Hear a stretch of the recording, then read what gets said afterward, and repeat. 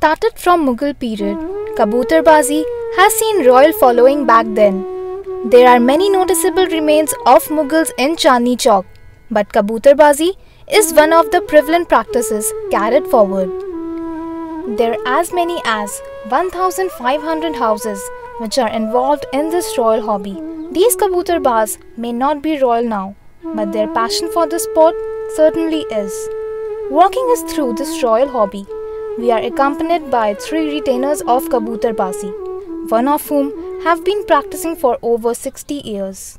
ये शौक़ हमारे बाप दादा का शौक़ है। जब से पुराना मतलब ये मेरी उम्र आज 70 साल की है। मैंने 10 बरस की उम्र से इस शौक़ को करा और देखा, और ये मुग़लों के दौर से चले आ रहे हैं शौक़। घोड़ेबाजी का, तीतरबाजी, मुर्ग़बाजी, कबूतरबाजी, ये सब बाजियाँ जमी थी। ये लाल किला और ताजमहल बना था। अपने दादा को, अपने बाप को, और फिर हमारे 3 पीढ़ियाँ तो हो गई हमारे घर की।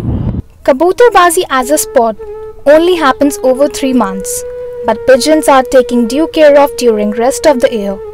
Their diet includes cashews, almonds, pistachio, chapati and desi ghee.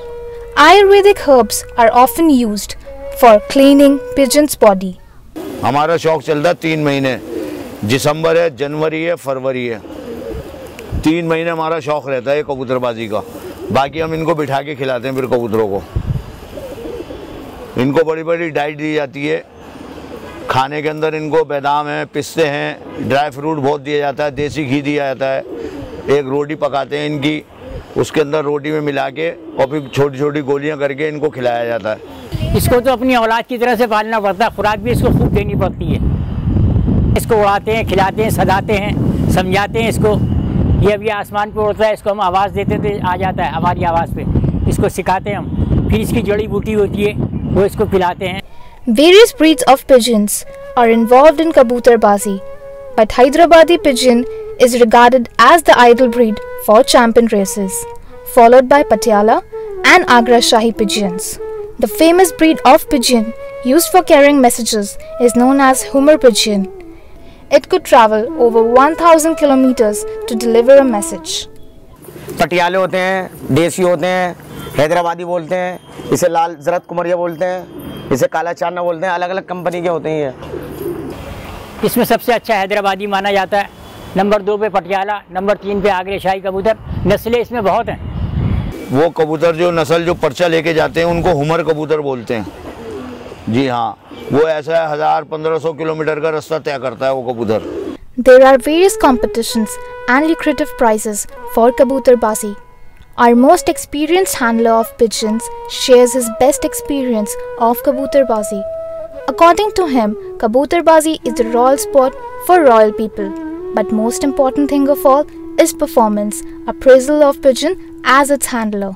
जैसे अब दूसरी पार्टी है, वो हमारी पार्टी से बोलेंगे भाई हमारे कबूतर दूर जाएंगे, हम कहेंगे हमारे दूर जाएंगे।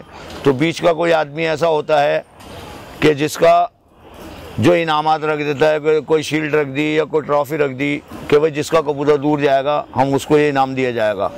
बहुत अच्छा शौक़ होता है ये, और फिर उसके हिसाब से इनकी रेस कराई जाती है कबूतरों की। अभी 12 छतों का ही शौक़ हुआ था कसापुरे के अंदर। इसमें जैसा भी उड़ा मेरा सबने देखा, शौकीनों ने, और हज़ारों आदम था वहाँ पे। कबूतर अच्छा उड़ा मेरा और सब तारीफ़ कर रहे थे। Kabutarbazi may seem exciting, but behind it, lot of efforts are involved. It is usually practiced at morning and evening, as in the daytime, everyone heeds to their work. Many people hire servants for taking care of their pigeons. एक time खोला जाता है, दाना पानी करो। 1 घंटे का शौक़ है वैसे ये। 1 घंटे के अंदर अपने उड़ाओ, कारोबार में जाओ। नौकर आपने रख रखा है तो दोपहर को मतलब दाना पानी करवाओ, बंद करा दो इसको। सिर्फ वही उड़ा सकता है जिसको तजर्बा हो। हर आदमी के बस का नहीं है इसको उड़ाना, बिठाना, समझाना, इसको खिलाना। Summer is the time for pigeons to breed and lay eggs. That's how this shauq continues with pigeons. ऐसे होते हैं इनके जोड़े फिट कर देते हैं। गर्मियों में अंडे बच्चे निकलते हैं, वो बड़े होते हैं, वो नस्ल फिरती रहती है इनकी। Pigeons are trained for up to 15 days before putting them into Kabutarbazi.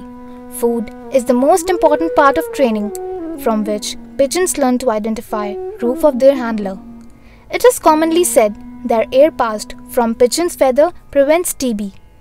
It is due to this fact many kings used to follow this royal sport. ये तो छत पे छानेंगे, रचे हुए होते हैं ना, ये इनको हिलाना पड़ता है ना कम से कम। पहले यहाँ ला के जाल में रखा जाता है, फिर इन पे जाल डाला जाता है, नेट के ऊपर इनको फिराते हैं 10-15 दिन, फिर इनको दाने पानी से इधर इधर करते हैं, जब इनको बाहर निकालते हैं फिर। ये नुकसान का शौक़ नहीं है, ये फ़ायदे का शौक़ है, इससे टीवी करीब नहीं आती। Needless to say that for a follower, Kabutarbazi has now become an inseparable part of life. तो ये शौक़ जो है दरअसल में अब मुझसे जुड़ चुका है, और मैं इसके अंदर 60 बरस से तो शौक़ जब से हो संभाला कर ही रहा हूँ। तो अब ये है कि मेरे से अगर जो कोई एकदम ये इसको छुड़ाए तो ज़रा सी तकलीफ़ वाली बात है। अल्लाहु अकबर, अल्लाहु अकबर, अल्लाहु Akbar,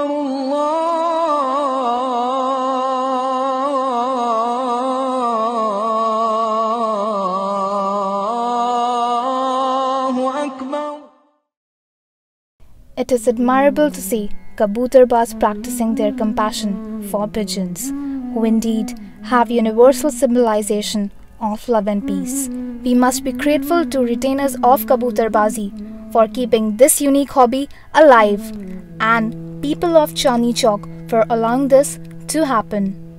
Seeing these passionate Kabutarbaz, one thing has emerged clearly: शौक बड़ी चीज़ है।